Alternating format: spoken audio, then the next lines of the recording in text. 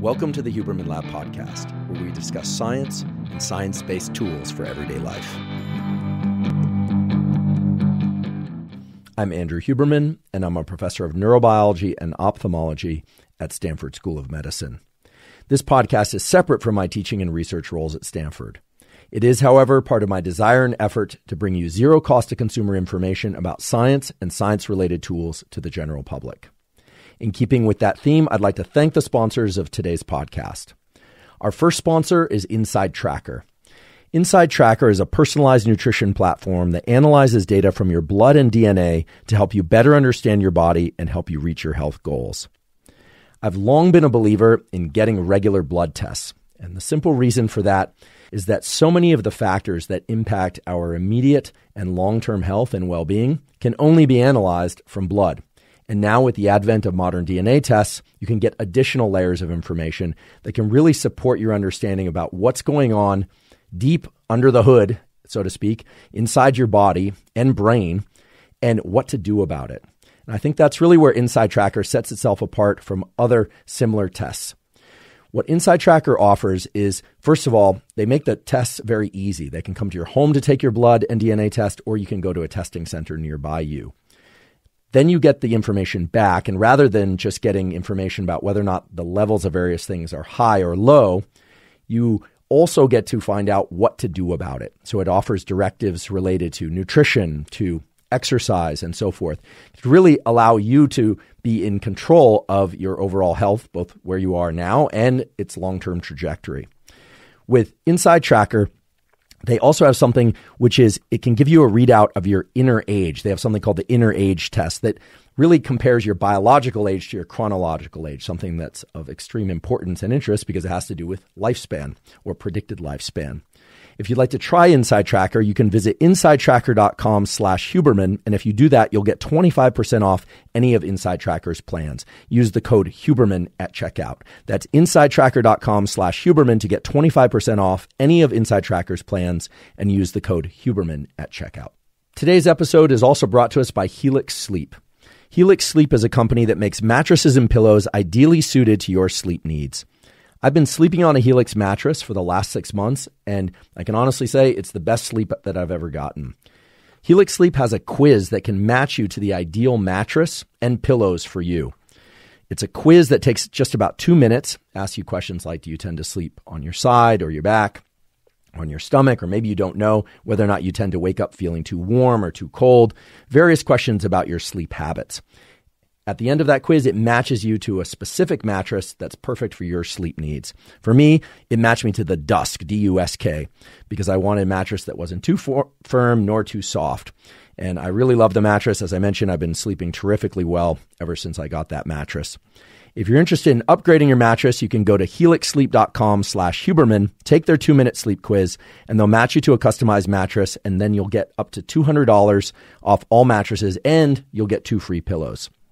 They have a 10-year warranty. You get to try it out for 100 nights risk-free. If you don't like it, they'll even pick it up for free, take it away. But I really think you will. I certainly love mine. Again, if you're interested, you can go to helixsleep.com/Huberman for up to $200 off and 2 free pillows. Today's episode is also brought to us by Theragun. Theragun is a handheld percussive therapy device that releases deep muscle tension.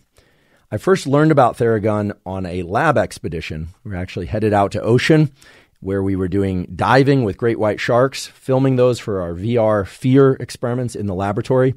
And it was very long days of carrying pelican cases. Those are cases, these hard plastic cases with equipment. It was diving. We were all sore and tired all the time. And someone had brought along a Theragun. It was the first time I had seen one. And pretty soon that thing was getting passed along and became one of the more coveted devices on board. Everyone wanted time with this thing because it was great. You could give yourself a really terrific massage and get deep into the tissue and relieve soreness. When I got back, I got a Theragun, and so I'm delighted that they're sponsoring the podcast. Whether or not you want to treat your muscles because they're tense from working out, or whether or not you just want to release stress, it's a terrific tool. Many of you are familiar probably with professional massages, but Theragun is interesting because you can basically give yourself a deep tissue massage anytime, anywhere. It's also very quiet. If you want to try Theragun, you can try it for 30 days. They start at only $199. You can go to theragun.com/Huberman right now, and you can get your Gen 4 Theragun today. That's the one that I use, or another one of their models. That's theragun.com/Huberman to try Theragun. This episode marks the beginning of a new topic for the Huberman Lab podcast. As many of you already know, we go deep into a particular topic over 4, sometimes even 5 episodes. We just closed out the episodes on hormones. Now we are going to talk about how to optimize physical performance and skill learning. We're going to look deep at the science behind this as well as specific practices. In fact, today you're going to hear about specific tools that you can use to improve endurance and strength by up to, I'm not making this up, 3 or 4 times your current capacity. This is based on studies that were done at Stanford and are currently in use by collegiate and professional teams. If you're not a professional athlete or a serious athlete, that's okay. The topics this month and all the information we are going to cover are going to make you a better recreational exerciser as well.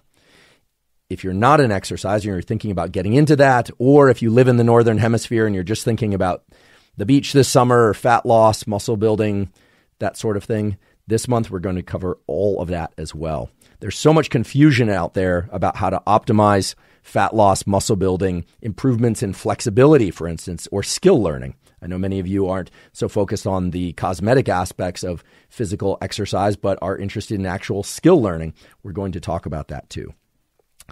I want to just take a moment to reflect on something that came up last episode. If you didn't see that episode, that's quite all right. But last episode, we were talking about the hormones adrenaline and cortisol and how to leverage those towards attention and learning. And there was a little bit of confusion that I want to clarify. I mentioned an optimal protocol for learning that involved leveraging adrenaline, also called epinephrine. And it involved 4 steps. The 4 steps that I spelled out were to be calm and focused while one is trying to acquire or learn the new skill, cognitive skill or motor skill. Then to have a spike in adrenaline. I mentioned ways to do that using cold or breathing or other tools.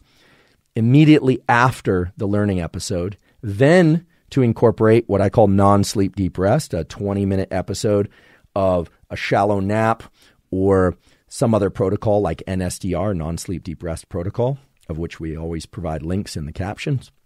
And then to try and optimize sleep later that night and the subsequent night. Some of you heard this and it sunk in right away and it was straightforward. Others said, wait, I thought from a previous episode, even before that, you said you're supposed to do non-sleep deep rest immediately after learning. No, we added another step. The logic still follows that you want to be calm and focused during learning.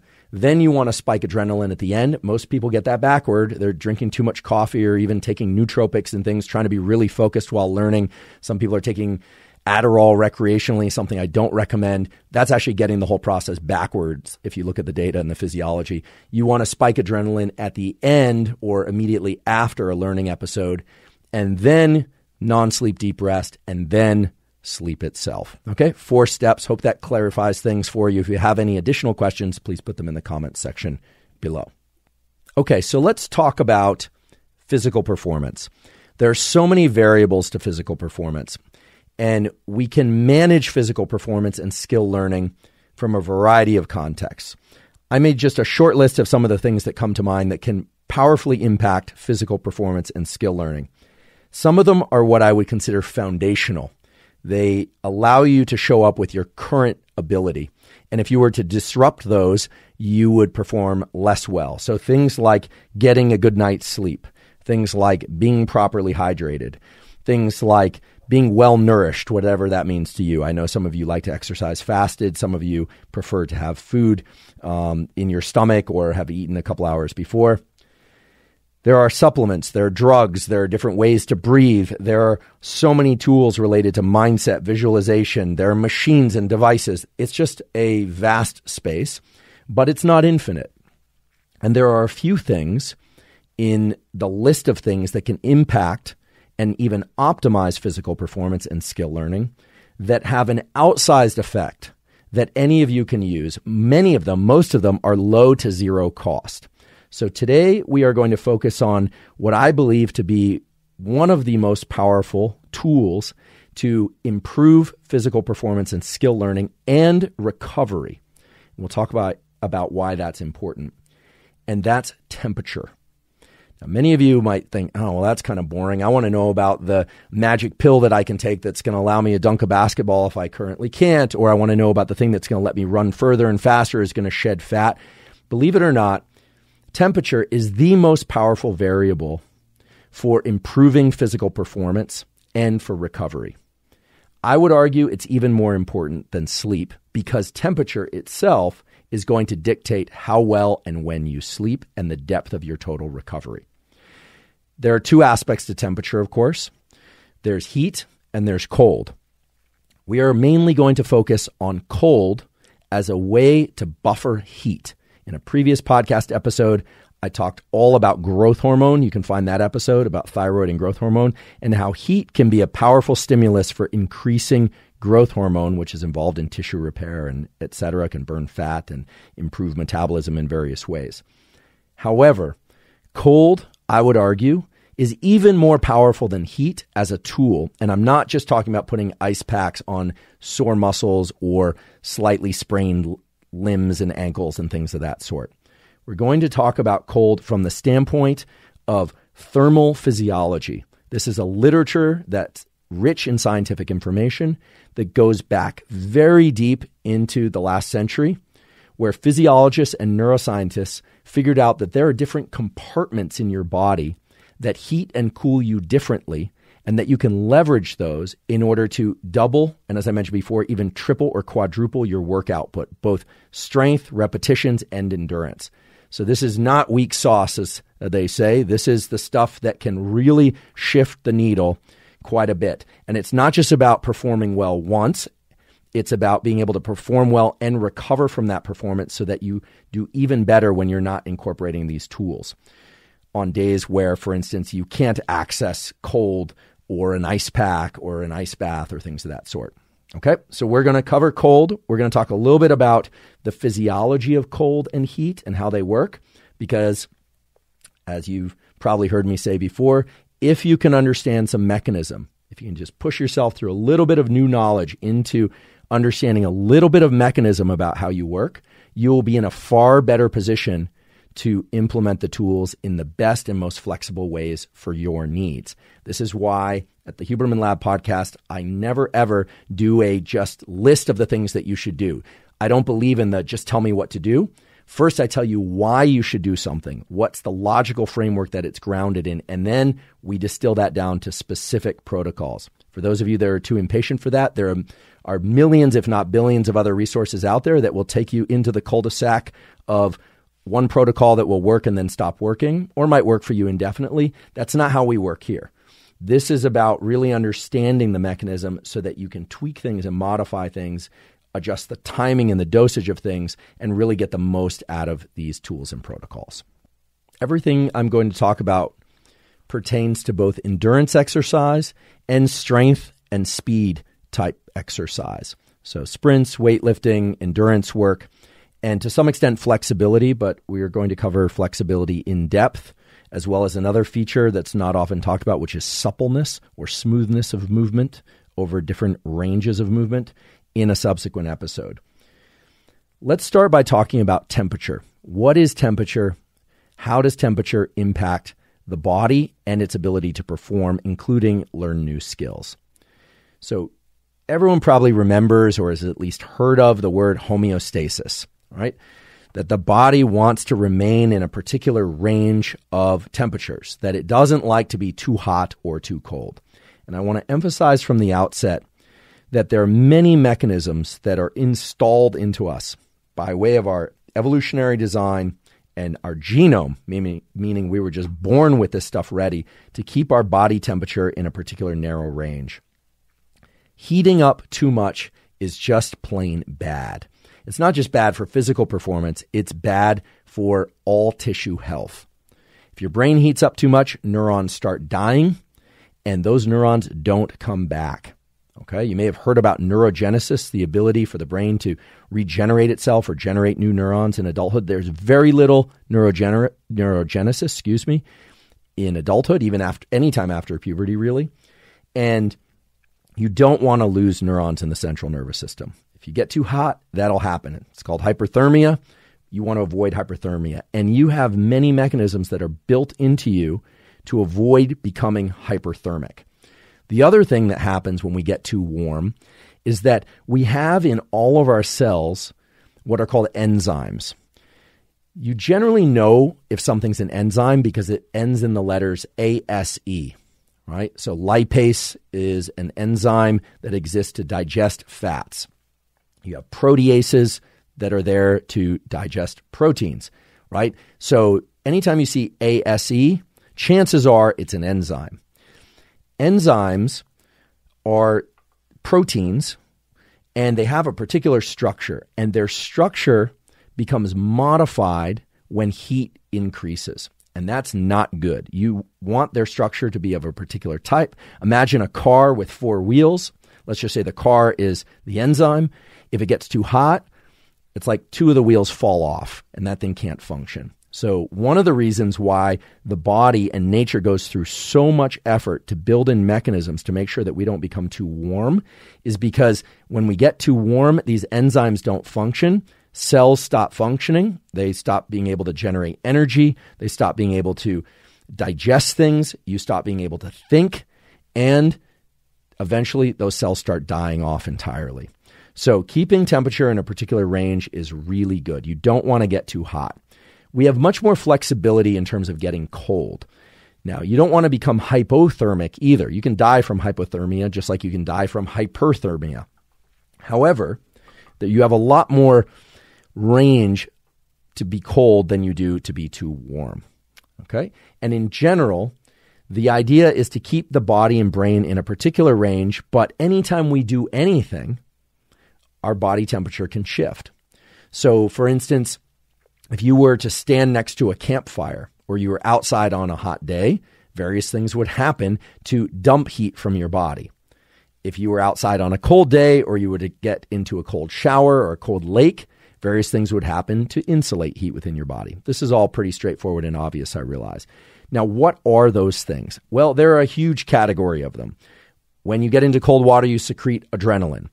On a hot day, if it's really hot or in a very hot sauna or in the hot desert, you will generate what are called heat shock proteins, which will set off other sets of cascades, metabolic cascades, biological cascades. But the simplest way to think about this process is that when we get cold, we tend to vasoconstrict. Our blood vessels tend to constrict, and we tend to push energy toward the core of our body to preserve our core organs. Okay, so our periphery, our hands and our feet and our toes and our legs become colder, and our core, therefore, can maintain blood to that area, and we are insulating our core. Conversely, when we heat up, our blood vessels vasodilate. They expand a bit, and more blood flows to our periphery, and more blood can move throughout the body generally, and we will perspire, we will sweat. Water will actually get pulled out of the blood to some extent, moved up through sweat glands, and will be brought to the skin surface so that it can be dumped. We are dumping heat. Animals, as you know, vary in their capacity to sweat. Some animals, like camels, won't start sweating at first. If they heat up, what they'll do is they'll spit. They'll dump heat by spitting. Okay, dogs pant. Costello's off to my left here. He pants when he gets too warm. He can't sweat, or if dogs can maybe sweat a little bit.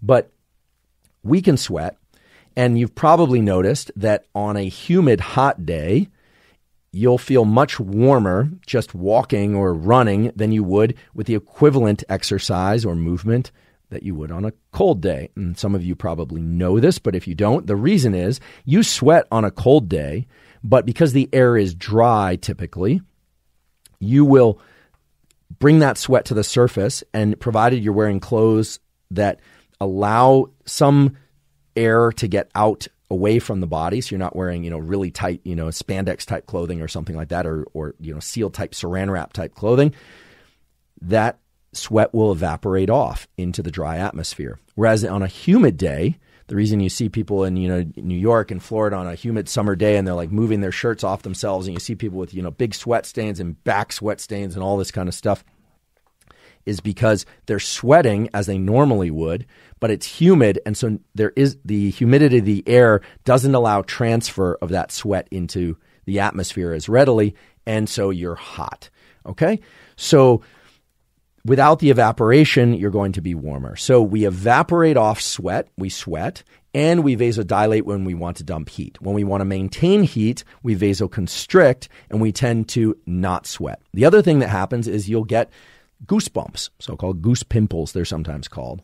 Those are a throwback to the time where we had fur over most, not all of our body. All mammals in the cold have a process whereby adrenaline is released at low levels, typically, into the body. That adrenaline activates what are called sympathetic fibers. They have nothing to do with sympathy. Those little fibers, which are neurons, those fibers that what I'm saying are fibers, are neurons, not clothing fibers, reach up into the skin. So your whole body is covered with these little tiny neurons that reach up into the skin. And when we are cold, they actually mechanically take the hair follicle and bend it up. It's a process called piloerection, P-I-L-O, erection. Okay, so on a hot day, you want to dump heat. Okay, so on a hot day, what would happen is you'd actually not see those goose pimples because you want the hairs lying down, which actually you would think that might insulate you more, but would actually let more heat dissipate out through the skin. On a cold day, you get these goose pimples or goosebumps, which are really just an ancient carryover from the body's attempt to make hairs stand up on end. And when hairs stand up on end and they're very close together, that traps air in between them and actually creates a sort of insulated blanket of warm air.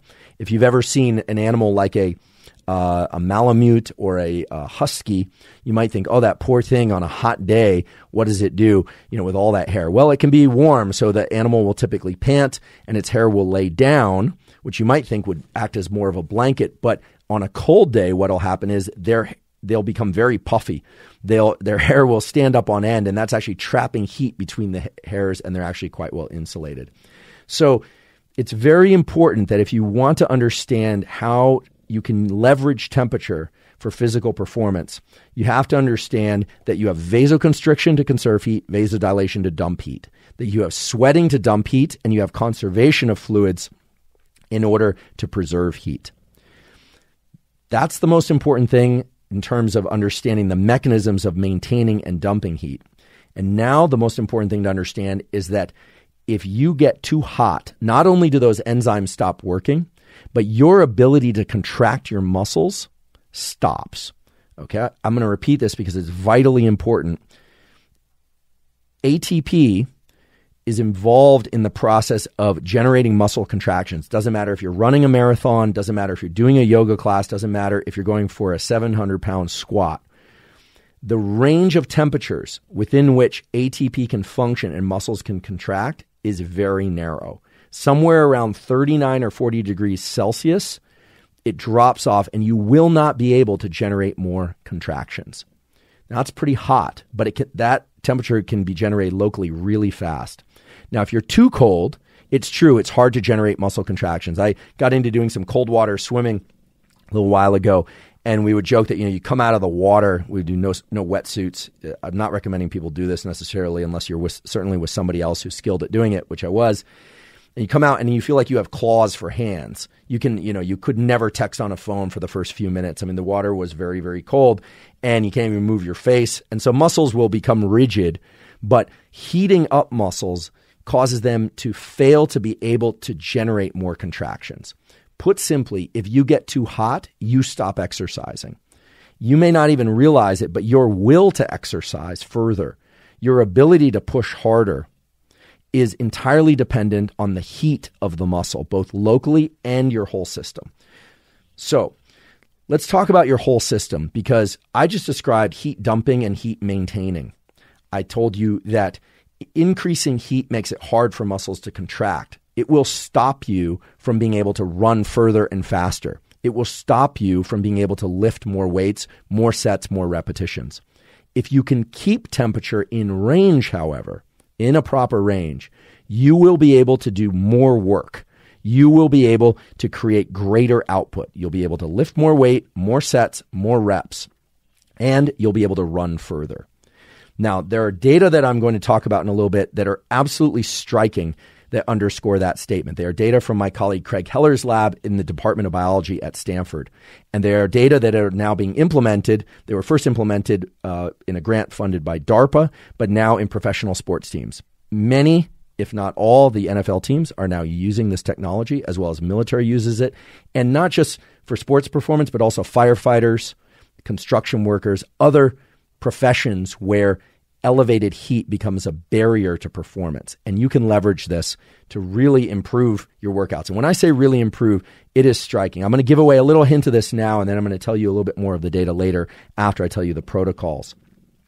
Proper cooling of the body, which has to be done in a very specific way, has allowed recreational athletes, so college students and typical adults, as well as professional athletes, to go from doing their usual output. In this case, what comes to mind best would be a particular professional athlete, who's a member of the 49ers at the time, was able to do 40 dips on his first set, 30, 20, 20, basically did 10 sets of dips, unassisted with anything else. That's an impressive, especially since he's a really large guy. 40 dips is respectable. These are strict, full range dips. And then by the 10th set, there's a steep drop off. Using proper cooling of particular body compartments, he was able to triple that within less than a week and maintain that performance even without the cooling approach. So it was actually a conditioning effect. All right. I'll get back to this in a little bit, but there are other fantastic leaps of effort and leaps of performance that were demonstrated, including endurance running. Before I continue any further, I just want to underscore again that overheating is terrible. There's a famous example of this. This was about 10, 15 years ago when a number of dietary supplements that included things like epinephrine, which is a stimulant. It's a beta-adrenergic stimulant. Drugs like clenbuterol, which were then banned from the Olympics, which are still out there a bit in recreational use, which were beta-adrenergic agonists. So these are drugs that sort of mimic epinephrine, adrenaline to some extent. I know I'm oversimplifying this here. They improve fat loss because of the effects on metabolism, but they heat up the body. And what happened was, this hit the press very widely, is high school football players and various professional athletes were dropping dead because they were overheating during practice or in competition. So much so that clenbuterol was banned, although every once in a while somebody gets in trouble for using this. There was an instance of this recently in professional boxing, which was attributed to bad meat that contained the clenbuterol. I don't know what the source was. I don't have any commentary about that, but it still is in use. But these drugs increase body temperature, increase fat loss, but carry a severe danger, and that's the danger of hyperthermia. In fact, I would argue, and I think in talking to some folks in various professional fighting organizations, it's very clear that a lot of the deaths that one sees in professional combat sports may have to do as much with dehydration and overheating as it does with getting hit in the head, which is also bad, but that things can compound. They can have a synergistic effect. And just a note about that and hyperthermia and its dangers as well. My first project ever in science was to evaluate the thermogenic effects of MDMA, of ecstasy. That was my senior thesis in college, actually. And so what we found was that indeed drugs that remove your understanding of how warm you are cause you to not take on the appropriate behaviors to cool yourself, right? So your vasoconstriction and your sweating, those are autonomic. Those are going to happen no matter what, unless you happen to take something that blocks that effect. However, there are a lot of things that we as humans do to prevent ourselves from overheating. And the main one is stop. When we are running in the desert or when we're running very hard and suddenly we stop, oftentimes that's because the muscles are overheating. It's a subconscious thing. We won't often think, oh, I'm really much too warm. It's just that we stop, and it's a self-preservation mechanism. Sometimes it kicks in too early. Sometimes it kicks in too late. Kicks in too late, you can die. There's an instance in the 1984 Olympics where the That was the first year, I believe, that there was a women's marathon. I think that's correct. And one of the front runners or top picks for winning was heading into the stadium. And all of a sudden, it seemed as if she was lost. She was kind of wandering around, not knowing where she should go. And in fact, she was in a position to win, or at least take second place, at least take silver, got totally disoriented and did miserably in the race. And she was hyperthermic. She was running against that reflex to stop. So dumping heat is key. So how do you dump heat in order to perform longer safely? Well, in order to understand that, you have to understand that the body has three main compartments for regulating temperature. Okay? We don't just have a center and a periphery. We have three main compartments. And there's one compartment in particular that all of you, or most all of you, I have to assume, have. And if you can understand how that works, you can do tremendous things for your performance and for your recovery. So what I'm about to tell you will allow you to perform better in all forms of exercise. And it is not commonly known, unfortunately. I'm here to try and change that. You have three compartments for increasing or dumping heat in your body. One is your core. We already talked about that. Your core organs, your heart, your lungs, your pancreas, your liver. Those are the core of your body. The other is your periphery, which are obviously your arms and your legs and your feet and your hands. But then there's a third component, which is there are three locations on your body that are far better at passing heat out of the body and bringing cool into the body, such that you can heat up or cool your body everywhere very quickly. Those three areas are your face, the palms of your hands, and the bottoms of your feet. Now, the skin on your hands and on the bottoms of your feet, and to some extent on your face, are called glabrous skin. That's Glabrous, glabrous skin. And what's special about those areas of your body and the glabrous skin is that the arrangement of vasculature, of blood vessels, capillaries, and arteries that serve those regions is very different than it is elsewhere in your body. Now, this has ancient roots. Typically, if you were another mammal, like a bear or some sort of ape, you would have hair all over your body. Now, we all know some pretty hairy people, or presumably you've heard that there are these hairy people. I know a few excessively hairy people, and Costello is excessively hairy, but he's not a person, obviously. But all mammals have hair on their bodies. Just some people have very light hair or very fine hair. We don't have hair on these glabrous skin regions. Now, of course, you can have beard or facial hair growth, but there's still regions like the cheeks and other areas that maintain this special vasculature. Okay, so technically the hands and feet are real glabrous skin, and the face is not always quite classified as glabrous, but these three locations, face, palms of hands, not tops, and bottoms of feet, are very good at dumping heat and bringing in cool. And the reason is there's a rule in vascular biology that blood moves from arteries to capillaries and then to veins and then back to the heart. Okay? So arteries, which are the big ones, obviously, capillaries, which are the little fine ones where oxygen and carbon dioxide are exchanged, and veins, which then bring blood back to the heart and other tissues, of course. In these three regions of your hands, your face, and the bottoms of your feet, we have what are called AVAs. AVAs are a very special pattern of vasculature. AVAs are described in the medical textbooks. You can find them in Gray's Anatomy, not the television show, but the actual Gray's Anatomy textbook, which is a real thing that exists, and in all medical textbooks. Okay? So let's talk about AVAs and what they are and why they allow these three regions of the body to heat or cool ourselves more readily. So what are AVAs? AVAs are Arterio-Venous Anastamoses. So if you want to look that up, you can just look up AVAs, veins, capillaries, arteries, if you like, but I'll spell it for you. Arterio, Arterio-Venous, Venous, Arterio-Venous Anastamoses, Anastomoses. OSES. Arterio-Venous Anastamoses. Okay, you want to know about arterio-venous anastamoses, trust me. And you want to remember that they are in your hands, the bottoms of your feet, and on your face, and in particular on the palms of your hands, not the tops of your hands. Now, before I said blood flows typically from arteries to capillaries to veins and then back to the heart. But AVAs are direct connections between the small arteries and the small veins. They bypass the capillaries to some extent. They are little short vessel segments. They have a big, large inner diameter, and they have this very thick muscular wall. And they get input from what are called adrenergic neurons. They get input from neurons that release norepinephrine and epinephrine, which allows them to contract or dilate.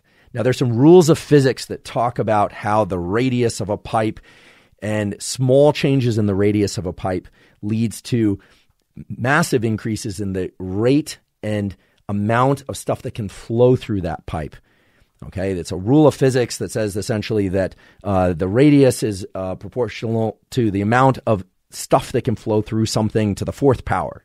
We're not going to make this a physics class, but if you want to look that up, you can. You can just look up how does the radius of a tube or pipe relate to how quickly or how much stuff can flow through it. What you need to know, even if you don't want to know any of the underlying physics, is that these AVAs allow more heat to leave the body more quickly and more cool to enter the body more quickly than other venous, arterial, capillary beds throughout the body. In other words, you can heat up best at the face, the palms, and the bottoms of the feet, and you can cool down best at the face, the palms, and the bottoms of the feet than you can anywhere else on your body. And when I say heat up or cool down, I mean actually heat or cool the core and your brain.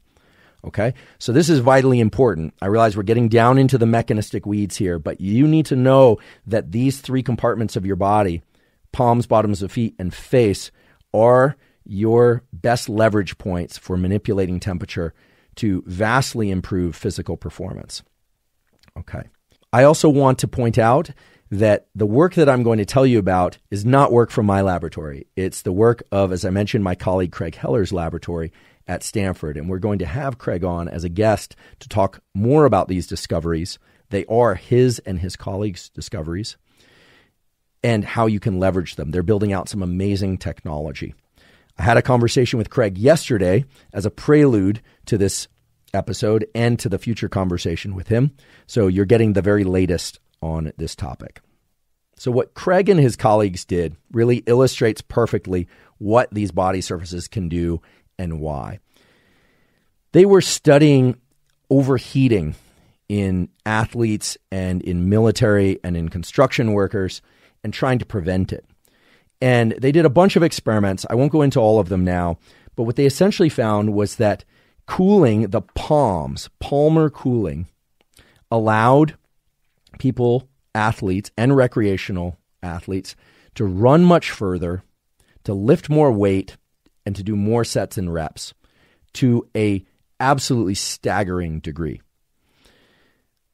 Let's talk for a second a bit more about why we stop, why we shut off effort when we get too hot. Because in doing so, you'll really understand how and why the best protocols exist for being able to do more work, to be able to exercise longer and actually to feel good doing it. You actually can make a doubling of your dips, or believe it or not, a tripling or quadrupling or more of your pull-ups fairly straightforward. I mentioned before that when muscle heats up, enzymes start getting disrupted, and ATP in muscles can't work so well, and those muscles can't contract. Let's get a little more specific about that. The enzyme that's involved here is something called Pyruvate kinase. You don't need to know about Pyruvate kinase, but what you do need to know is that it ends ASE, which means it's an enzyme. And Pyruvate kinase is essentially a rate-limiting step. It's a critical step that you can't bypass if you want muscles to contract, and it's very temperature sensitive. Therefore, if you can keep temperature lower, you can do more work per unit time. You can do more pull-ups, and that actually was done by Craig and his colleagues, The pull-ups weren't actually done by Craig. I don't know how many pull-ups Craig can do. I'll ask him next time, both cooled and uncooled, how many pull-ups he can do. But what they essentially did is they brought someone into their laboratory who could do 10 pull-ups on the first set, and they were able to get 10, rest 2 or 3 minutes, get another 10, rest 2 or 3 minutes. And if you've ever tried this, what you find is that you start dropping to 8, 7, 6, etc. Now, the person might not necessarily feel like they're overheating, but the muscle is heating up.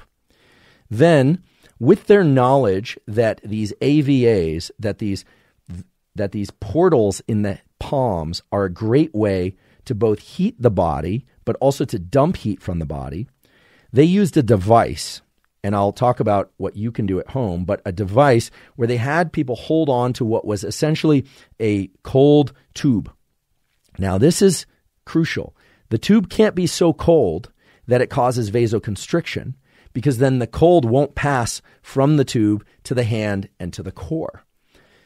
But if it's the right temperature, it's neither too hot nor too cold, that cool from the cold tube passes into the hand, these so-called Palmar regions, and then cools the core, and in theory, by lowering body temperature, would allow the person or the athlete to do more work. And indeed, that's what they saw. The actual data, the specific data, showed that subjects could do, at least the subjects they worked with, on their first day with no cooling, about 100 pull-ups across the time frame that they had. Okay, so it might have taken anywhere from 10 to 15 or maybe more sets, depending on how skilled that person was, but in a fixed amount of time. Then they came back and did the cooling. They did it the very next day, which if you've ever trained a muscle the very next day, typically you wouldn't do as well in its training if it took any damage from the previous sessions, or you at least do as well, but you probably wouldn't do what they then observed, which was they started cooling after every other set. The person would just hold the cold tube, cool down the body after every other set, rest, everything else was kept the same, and they found that they went to 180 pull-ups, which is incredible. It's a near doubling. And by doing this repeatedly over several sessions, over several weeks, they quickly went in the cooling group from a maximum of somewhere between 180 and 200, as I recall, I'm sort of estimating now, to 600 pull-ups in the equivalent amount of time, which is absolutely incredible. They then repeated this in a study on the bench press. And actually, the bench press study was pretty interesting because they actually had a control group that was admittedly taking specific amounts of anabolic steroids. The anabolic steroid was testosterone cypionate, which is essentially testosterone. And indeed, the testosterone cypionate, the steroid group, improved at a rate of about 1% per week. There were differences. And the cooling group basically left all other groups in the dust. It was just remarkable. So cooling the core, I want to be very clear that it's not cooling the muscle. It wasn't about cooling the chest alone or just cooling the palms. It was about allowing cold to pass through the palms because of the unique vasculature that's there. These AVAs allowed these subjects to do far more work per unit time. And the important thing is that if they were to come back after doing 600 pull-ups or 500 pull-ups, you might say, well, wow, that's going to create a situation where recovery is going to be absolutely impossible. They could come back, not use the cooling, and they still saw a highly significant increase in the amount or the number of pull-ups or dips or bench press weight that they could do. Okay? So what that meant is that it was both an excellent performance and an excellent training stimulus that they were able to recover from. Okay. I don't know if all of you are following this, but these are the sorts of increases in exercise output that are absolutely staggering. And that's why professional teams and the military and others capitalized on them very quickly and use these. Okay. Now, you may be asking, what about endurance, right? Not everyone wants to be able to bench press a lot for multiple reps and sets. And I should just mention for the bench pressing, it was, I believe they found people that could bench press 225. So that's 2 45-pound plates on the 45-pound standard Olympic bar for repetitions of anywhere from 6 to 10. And then they had them do the same thing. They did a set, they'd rest 2 or 3 minutes, sometimes up to 4 minutes, then do another set, repeat. And with cooling, they were able to increase the amount of work, the number of reps with the same weight. Sometimes they did have to increase sets to approximately double. So it's pretty fantastic. So with endurance, similar increases have been shown. And the way that they would do those tests are a little bit different. And they also point to a really important mechanism of why we stop doing work at all when we perceive that we are putting in too much effort. So it gets right to the heart of the relationship between temperature in muscles and your willpower. Those are directly related. Your body heat and your willpower are linked in a physiological way. So I'm not talking about the kind of stuff that you see as kind of like clickbait on the internet, or like increase willpower now, or become resilient now, or never do this again if you want to be mentally strong. I'm talking about a physiological mechanism that exists in the body and brain that causes you to stop, or that will allow you to continue to go harder and further than you normally would. Okay, so let's talk about willpower and heat and how heat shuts you down. In other words, if you are cool, if your body temperature is in a particular range, not only can you go further, but you will go further if you want to. Said differently, if you heat up too much, you will stop or you will die.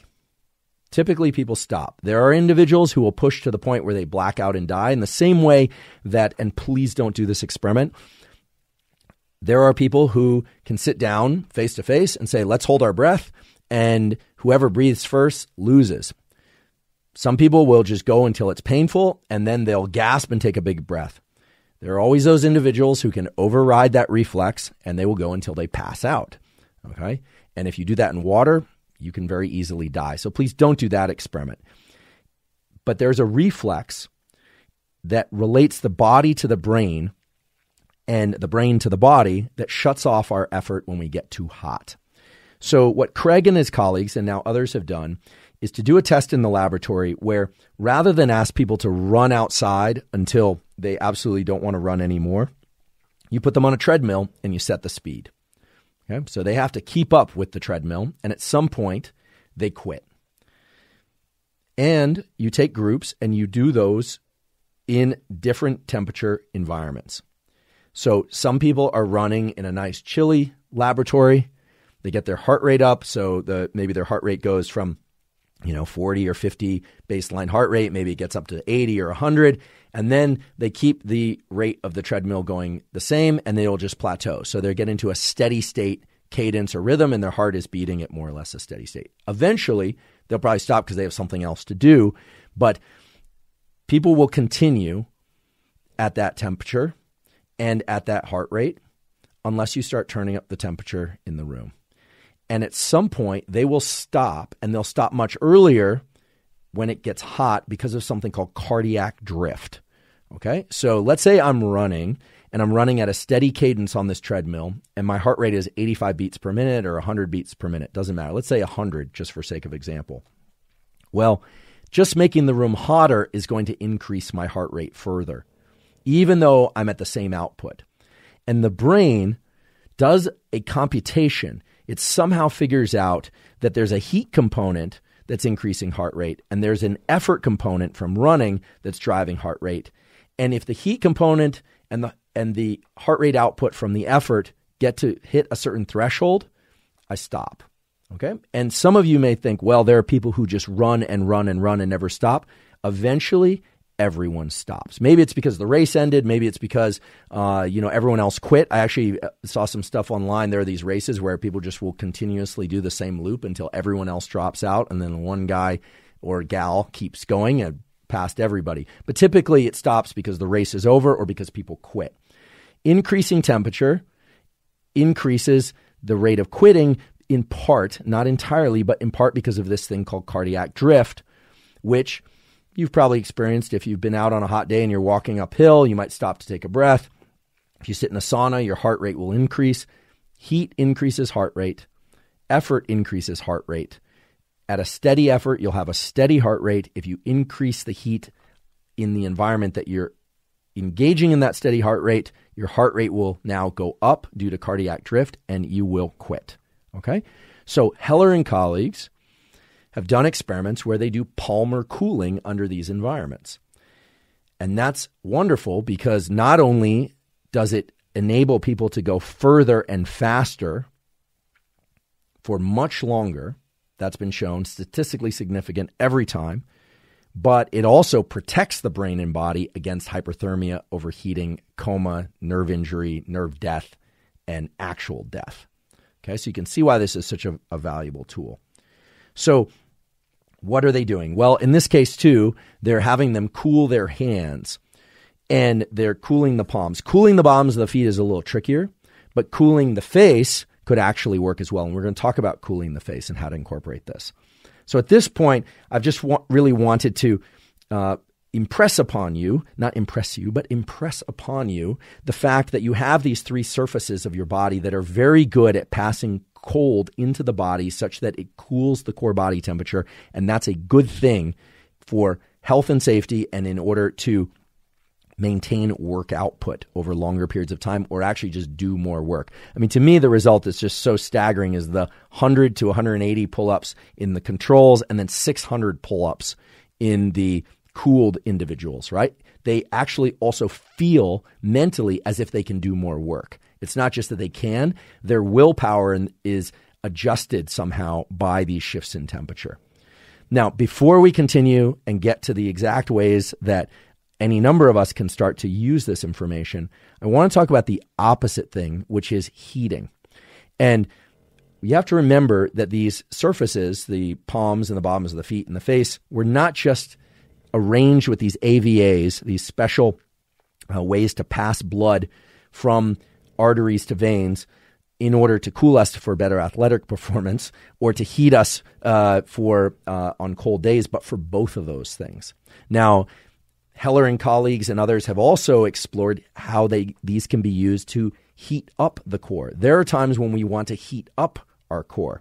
Typically, we hear that most of the heat escapes through our head, so we'll put on a hat when we go outside. That's actually not true. Most of your heat escapes through your face, the palms of your hands, and the bottoms of your feet. Now you should know why that's the case. What this means is that for post-surgery patients, or for people that are hypothermic, indeed, you want to heat the core, right? But actually, I was on a swim recently where a friend became hypothermic. He was kind of slurring his words and kind of staggering around when we got him back on the beach. We brought him over to the lifeguard station. He turned out to be fine. Again, this is why cold water swims are something that you really need to do in groups, not alone, and you really have to know what you're doing. There were reasons for why this happened that day. But we were basically, people thought we were a little strange until they realized what was happening. We were walking down the beach, basically sandwiching him between at our chest because we were still warmer than the ambient environment, the environment around us. And we were pushing our chests against him to try and warm him up, to warm up his core. In retrospect, that was the wrong thing to do.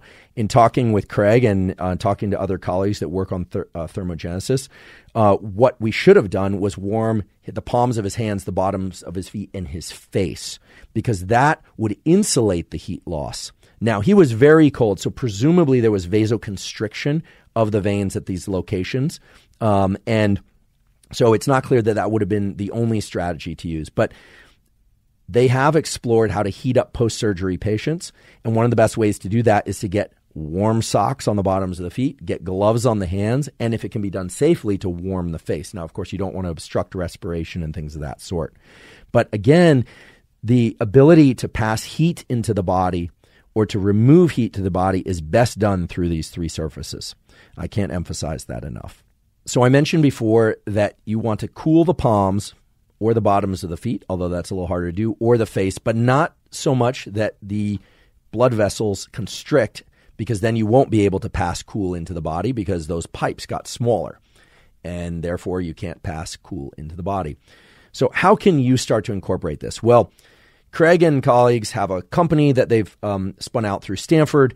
We'll talk about that when we sit down with Craig, that has engineered devices that are optimal for this, that are going to keep those passages open, keep the size of those veins correct to pass cool into the body quickly for sake of elite sports performance and even recreational sports performance. But you can actually start to incorporate this. First of all, I always get asked, how cold should the water be? Should it be ice water? Should it be very cold water? The answer is no.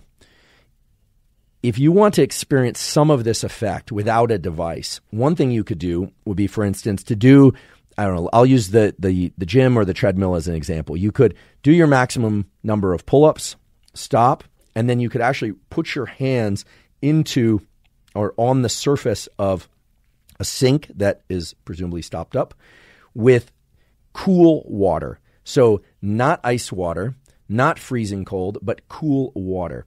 Slightly cooler than body temperature before you started training would be a good place to start. You do that for 10 to 30 seconds, then you could go back and do your next set.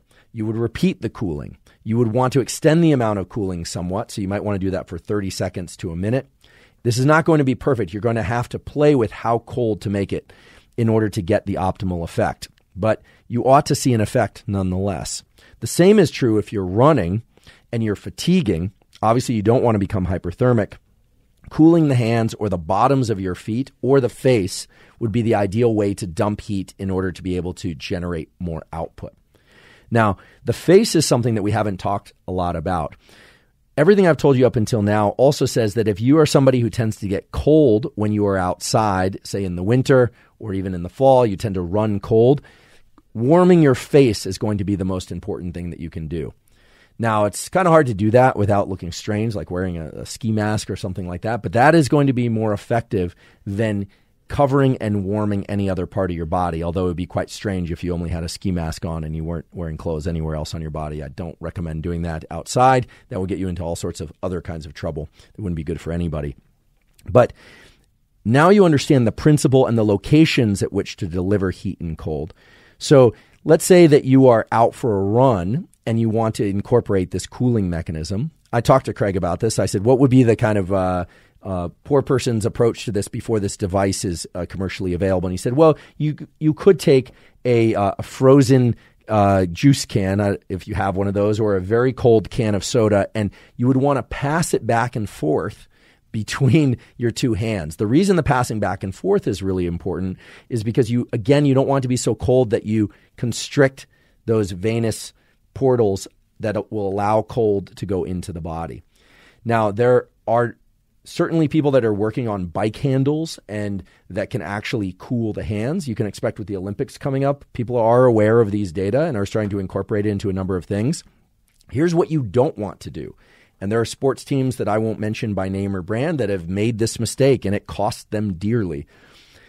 You don't want to cool the core if you want to cool the body, right? If it's a very hot day and you're going to train, getting into an ice bath first, sure, it will cool you down, but that's not going to be as effective as cooling the palms, the bottoms of the feet, and the face. I have a friend who does some important work in this space with people in various, let's just say, cultures where heat is generated quite a lot and they need to dump heat. Ice packs delivered to the face are something that they actually use in order to dump heat quickly. Now, again, you don't want to keep the ice pack on your face. These are people that are very high work output, right? Firefighters and similar at very high work output. And then they'll put this, essentially it's like a cooled face mask on their face. It'll allow their core body temperature to come down, and then they remove it. They're not keeping it on there so long that they're getting the vasoconstriction. Okay, so there are a number of ways that you could do this. And again, I'm not giving specific temperatures because it depends on how hot that day and how hot your body temperature is. So you can see why there's a need to create more devices for this. But you can see a considerable improvement in endurance, in strength, and in all kinds of explosive and sort of explosive power type output in athletics by using these surfaces of the hands and bottoms of the feet and face. The one that I've tried, because in anticipation of this episode, was the dips, where then I would cool my hands. I actually decided to cool the bottoms of my feet as well because it just feels good and it's particularly hot out lately. So no shoes or socks on, put my feet into the bottoms of my feet, just kind of hovering about a centimeter or two below the surface of a bucket of water that was just it felt cool, slightly cooler than body temperature or so. It just basically what came out of the spigot after I let it run for a little bit. And indeed, I saw a 60% increase in the number of dips that I can do in a single session. So it's actually a quite significant effect, and you don't have to be perfectly precise in order to do it. And of course, if you want to heat up for whatever reason, like you're camping or you're lost in the environment, remember these 3 surfaces are going to be the best way to heat your core as well. So up until now, we've been talking about how to use cold during a workout in order to improve performance. And indeed, cold applied to the appropriate parts of the body, the appropriate times, can vastly improve our performance in endurance and strength. Now I want to talk about the use of temperature, in particular cold, to improve the speed and the depth of recovery. Recovery is obviously vital, right? During a weight training session or during an endurance session, that's just the stimulus for getting better the next time. And if you don't recover, you not only won't get better, but you'll get worse. There's a lot of interest in the use of cold in order to improve recovery in the short term. We see this, and probably the best example of this would be fighters in combat sports between rounds, or athletes during in between quarters or halftime. That's one form of recovery, the ability to go back into the sport very soon on an order of minutes, anywhere from like 1 minute in between rounds in typical combat sports, or several minutes at a halftime, etc. Typically, what we see is people cooling their core, cooling the back of their neck, cooling the top of their head. So it might be, a sponge with cold water over the top of the head, or an ice pack on the back of the neck, or in some cases even wearing cold ice vests. This has actually been done. That's going to be a very inefficient way to improve recovery of that kind. Far better would be to cool the face, the palms of the hands, or the bottoms of the feet for the reasons that I described up until now.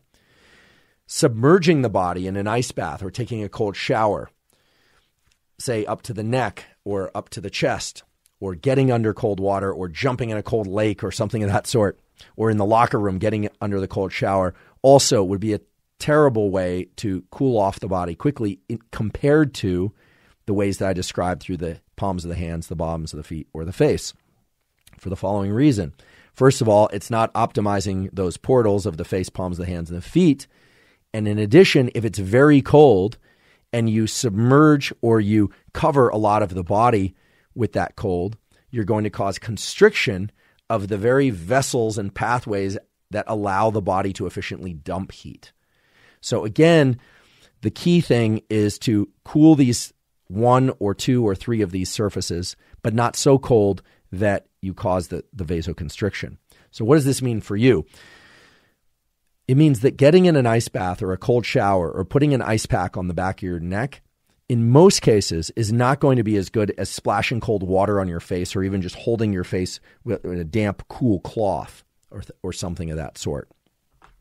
It seems kind of counterintuitive. You would think, oh, if I just jump into an ice bath, I'm going to cool down much faster than if I just cooled these, 1 or 2 or 3 of these select regions of the body. But that's actually not the case. And then, of course, there's recovery that occurs from session to session. So outside of the game or the match or the exercise session. And many people are now relying on things like cryotherapy, which requires a lot of expensive equipment, big, liquid nitrogen-driven machine. Those aren't so common for most people, or accessible for most people. But a lot of people are using cold baths or ice baths or cold showers. And again, that's not going to optimize recovery. In fact, it's going to have an additional effect that is going to potentially block the training stimulus. When you get into an ice bath, indeed, provided it's not very, very cold.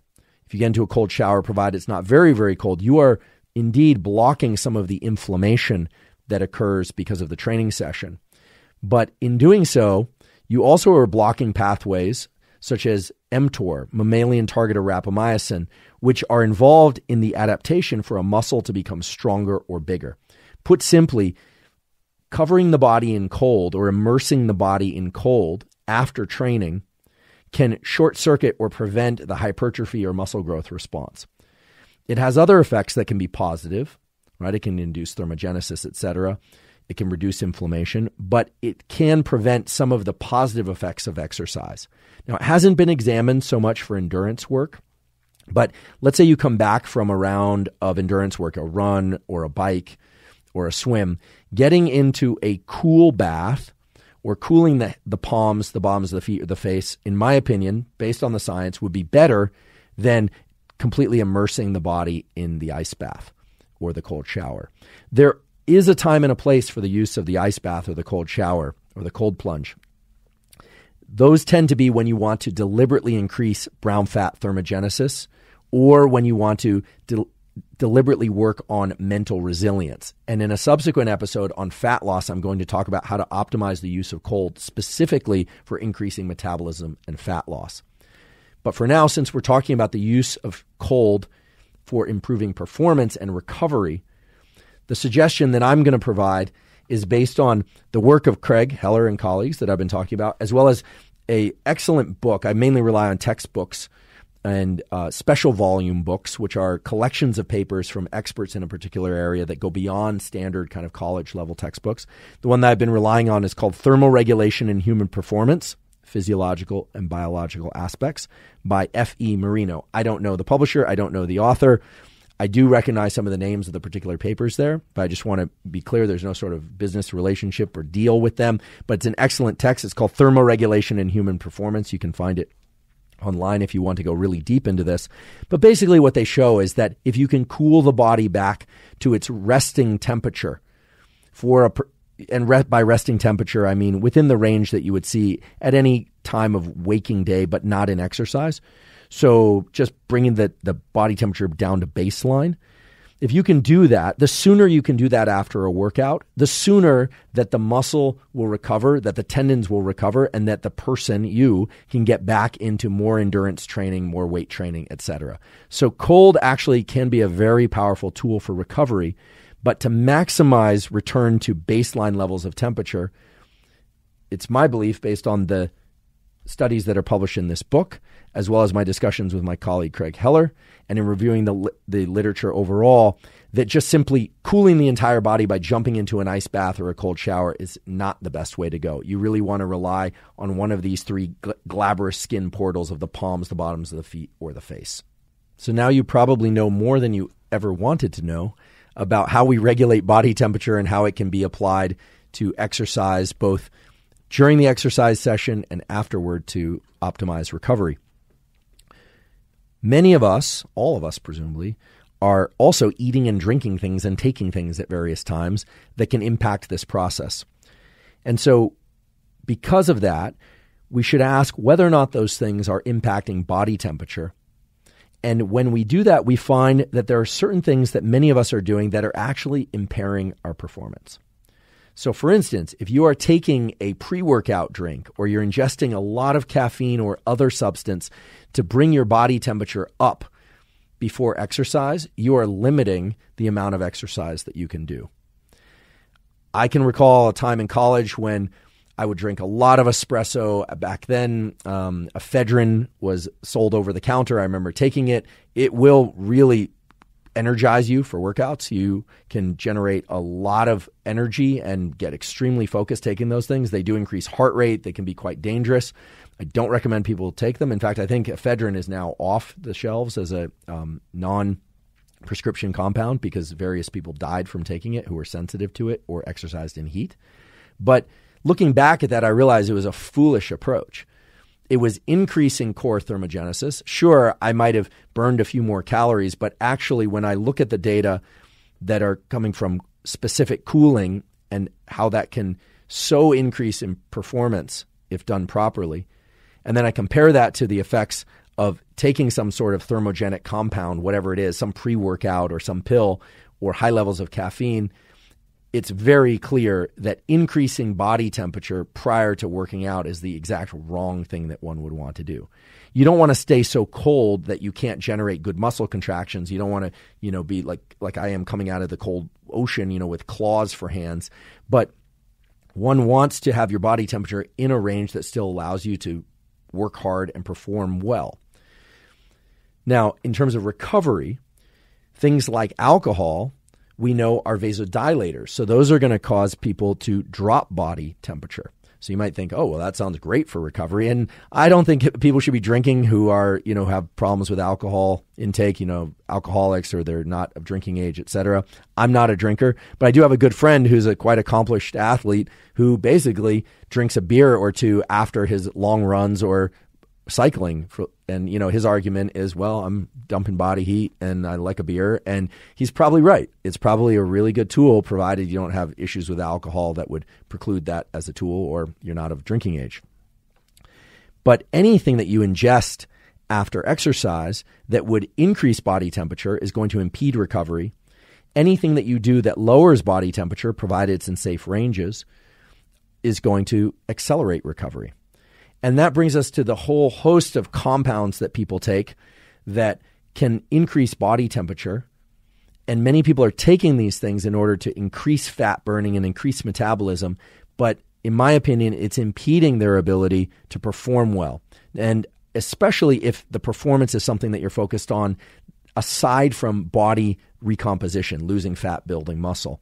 But even if you're focused on losing fat, building muscle, you have to ask yourself, is the body temperature increase that I'm getting from these compounds really worth it, given that it can block or prevent my performance from being as good as it could? In other words, is it worth taking something that makes you feel very energized to go work out, but then you now know that you are stopping earlier and you're performing less well, fewer reps, fewer steps overall? Is it worth it? If you had not taken that thing, then you could perform much longer and at much higher capacity. Now, some of you are probably saying, well, that's ridiculous, because when I drink a quadruple espresso and I pop a whatever pre-workout or drink a pre-workout, then I know I can go much further. That might be true, but the increase in temperature is also costing you on the recovery side. And unless you're doing other things to improve your recovery, and I know many people that are, I don't judge, but many people who are doing those things are also augmenting their recovery through hormone augmentation and other performance-enhancing tools, then for the typical person who's not doing that, it's probably shooting yourself in the foot. So let's take a look at what some of those compounds are and what they do, and just briefly review whether or not they would be a good or a bad idea to include if your main goals are performance or your main goals are body recomposition, or both. So let's just briefly discuss stimulants. This could be caffeine. This could be any other kind of stimulant that are typically in a pre-workout drink or anything that might get you revved up before exercising. This could even be very strong tea. I've mentioned I'm a big consumer of mate. I like yerba mate. I love that stuff. And I also drink caffeine. I love coffee of various kinds, mushroom coffee, black coffee, espresso, etc. I'm a chronic caffeine user. I don't think I'm an addict, but I'm a chronic caffeine user, meaning when I drink caffeine, my heart rate doesn't increase so much that it feels like a shock to my system. Some people are not caffeine adapted, or they're very caffeine sensitive. Here's the straightforward rule. Caffeine, for somebody who doesn't drink caffeine very much, will constrict the blood vessels and will increase retention of body heat, and is probably a bad idea before exercise. For somebody who's caffeine adapted and is used to drinking caffeine, it won't have that vasoconstriction effect. That's what the data point to, because I'm adapted to it. But it will cause vasodilation and will allow me to dump body heat. So for me, I use it before I train or do any kind of exercise, because I tend to do that early in the day. It won't prevent me from sleeping, and it causes vasodilation. And then afterwards, I'm aware that it causes vasoconstriction after the caffeine wears off. So for somebody who drinks 2 or 3 or more cups of coffee a day or mate a day, so we're talking intake of anywhere from 100 to 400 milligrams of caffeine, what you want to do is you want to make sure that you would do that before exercise and probably not after exercise. That just makes logical sense given what we know about thermal regulation. And if you're somebody who doesn't drink caffeine, drinking caffeine before a workout is going to be about the worst thing that you could possibly do, because it's going to increase core body temperature through its thermogenic effects, and it's going to constrict your blood vessels and make it even harder to dump heat. So I don't suggest that people drink caffeine or not. I just suggest that you think about whether or not you're caffeine adapted or not, and decide whether or not you want to drink caffeine. In general, you're going to be better not drinking any caffeine than you are drinking caffeine, unless you're a heavy caffeine user or abuser, in which case not drinking caffeine is going to give you vicious headaches and is going to make it very hard to get motivated, because you're just not used to it. It takes about 3 weeks to get used to no caffeine. It's brutal. I've done it before. I've done caffeine fasts. I don't know that I ever want to do it again. That's how painful it was. But you get headaches because of the effects on vasodilation and constriction. If you like caffeine, use it in moderate amounts and use it before your workouts, not after. If you don't like caffeine or you don't use it very often, stay away from it anywhere close to exercise, before or after, for that matter. One of the more commonly used compounds that's sold over the counter are non-steroid anti-inflammatories. So things like Tylenol and Advil and other trade names, and naproxen sodium, things of that sort. Almost all of those drop body temperature to some extent. And that's why it's often recommended that people take them when they have a fever. Although the whole business of dropping body temperature artificially when you have a fever is itself an interesting discussion, whether or not that's the most adaptive or best thing to do. Certainly you don't want fever to go too high. It can be very dangerous, can kill you. But artificially dropping body temperature with these compounds can be tricky. Now, a number of athletes, especially endurance athletes, will rely on these non-steroid anti-inflammatory drugs specifically to keep body temperature lower during long bouts of exertion. This is a little bit of a pharmacologic version of dumping heat instead of using Palmar cooling or face ice pack cooling. They're relying on pharmacology to drop their core body temperature. That has certain obvious advantages. Those advantages should be obvious, and the reasons for them should be obvious based on everything we've talked about up until now. Lower temperature allows you to go further, harder with more intensity.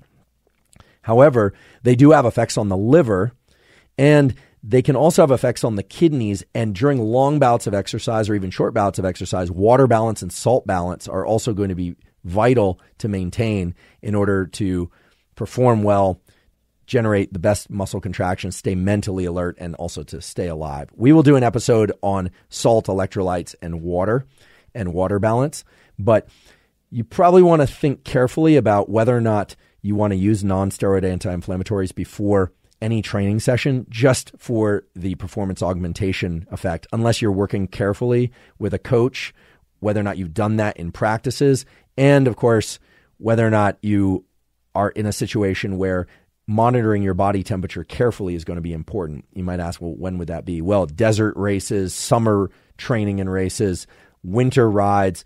You certainly don't want to get too cool either.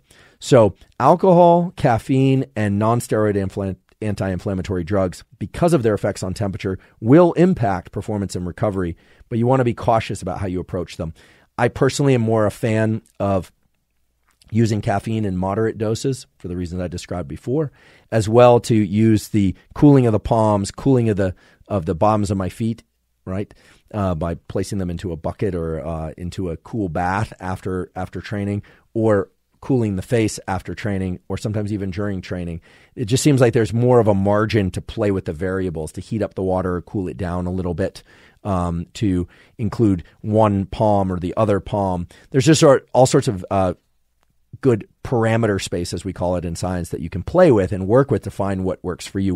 Whereas when you pop a pill, sure, you can adjust the dose and you can adjust it next time, but once it's in you, and there's going to be some period of time before you can modulate it. What I've offered today are ways in which you can use temperature to powerfully improve performance. And if you think about it, you can vary that from set to set. You could do your pull-ups or your sprints and then cool your palms and then try and go with colder water the next round, or warmer water the next round, or do both feet and palms and face. I mean, you can do all sorts of things moment to moment and see what works for you. Again, essentially zero cost or no cost. Whereas when you pop something, you take a pill, you're basically in that regimen for the next hour or two or more. You can always take more, but you can't really take less. You can't really extract it from your body in real time. So it doesn't give you a lot of opportunity to play scientist, which is what I like to do, because what I'm always trying to do is trying to dial in the best protocols possible based on the mechanisms and data. And if you can do that moment to moment, that places you in a position of power. Once again, we've covered a lot of material. By now, after seeing this episode or listening to this episode, you should understand a lot about how your body heats and cools itself and the value of that for physical performance. I hope you'll also appreciate that you have tools at your disposal to vastly improve your physical performance. And should you try those, please let us know how it goes. If you decide to do Palmar cooling during your runs or after your runs, during your weight workouts, during your yoga sessions, whatever it is, let us know. Please place that in the comments. I've given you specific protocols and some direction, But I've also left it slightly vague because, as I mentioned earlier, I don't know all the environmental conditions. I don't know how hot your yoga studio is or how cool your gym happens to be or your body temperature or time of day. Remember, your temperature will vary according to time of day. We did a whole episode about that related to sleep. Typically, your body temperature is rising early in the day and is coming down as you approach the late evening and late night hours for sleep. In the middle of the night, your temperature is very low, at its absolute lowest, something we call the temperature minimum. So we don't know exactly where you're at. You need to take the information that you received today, and should you try and incorporate it, try and do it intelligently. Don't cool yourself off so much that you become cryogenic, and please don't warm yourself up. In fact, we didn't talk at all about warming yourself up because warming yourself up too much can be quite dangerous. You never, ever, ever want to be hypothermic. That's what your body and your brain are trying to avoid. We talked a little bit about supplements, but not the standard sorts of supplements I usually list off on these episodes. Rather, we talked about caffeine, non-steroid anti-inflammatories, and how those can impact temperature, how alcohol can impact temperature. And I should just mention in closing that every time we eat, we also increase temperature. There's a eating-induced thermogenic effect, but that's a minor one. That's a small one. So you wouldn't worry about eating before training because of its effects on temperature, because it tends to be really minor. Going forward, we're going to talk more about temperature and other ways to improve physical performance and skill learning. We're going to talk about specific ways to accelerate fat loss, to improve muscle growth, to improve suppleness and flexibility. These approaches and mechanisms are anchored deeply in neuroscience and physiology and the relationship between our peripheral organs, which include our skin, and our brain and all the organs in between. So it's really a pleasure for me because I'm able to look to the textbook literature that exists and really came out over the last 50 to 100 years. And unlike a lot of areas of neuroscience, which are still sort of mystical, like consciousness and dreaming, of which we understand a little bit about, these core mechanisms of temperature and physiology, which are so powerful, involve very concrete studies that, as you learned today, are very actionable. If you're enjoying this podcast and you like the information that you're receiving, if you're incorporating it into your life in useful ways, please recommend the podcast to other people if you think they could benefit from it as well. Please subscribe to the podcast on YouTube. So you want to hit the subscribe button, as well hit the notifications button. We come out with new episodes every Monday, but from time to time, we also release shorter content, and we will be releasing additional content in between episodes from time to time. If you don't already subscribe on Apple and or Spotify, please do so. Also on Apple, you have the opportunity to leave us up to a 5-star review if you think that we deserve a 5-star review, and to leave us feedback. They have a comment section there. It's really a feedback section where you can rate and describe the podcast as you experience it. If you'd like to support the podcast in other ways, please check out our sponsors. That's a terrific way to support us. We also have a Patreon. You can find it at patreon.com/Andrew Huberman. That allows you to support the podcast at any level that you like. Today, we didn't focus so heavily on supplements, but in other episodes I have, and there are certainly supplements that are beneficial for sleep, for performance, for learning, immunity, and so forth. We've partnered with Thorne, THORNE.com, because Thorne supplements we believe to be the most stringent in terms of what they put on the bottle is actually what's in the bottle. So the amounts are precise and the quality of the ingredients is very precise. They partner with the Mayo Clinic, all the major sports teams. So we're delighted that we're partnered with Thorne. If you want to see the supplements that I take, you can go to thorne.com/U/Huberman, and you can see the supplements that I take. You could get 20% off any of those supplements, should you choose to order them, as well as 20% off any other supplements that Thorne happens to make. That's Thorne, THORNE.com/U/Huberman to get 20% off any of the supplements that Thorne makes. And last but not least, I want to thank you for your time and attention. I realize this is a lot of information. I hope you'll find some of it to be actionable and useful for you and for people that you know. And as always, thank you for your interest in science.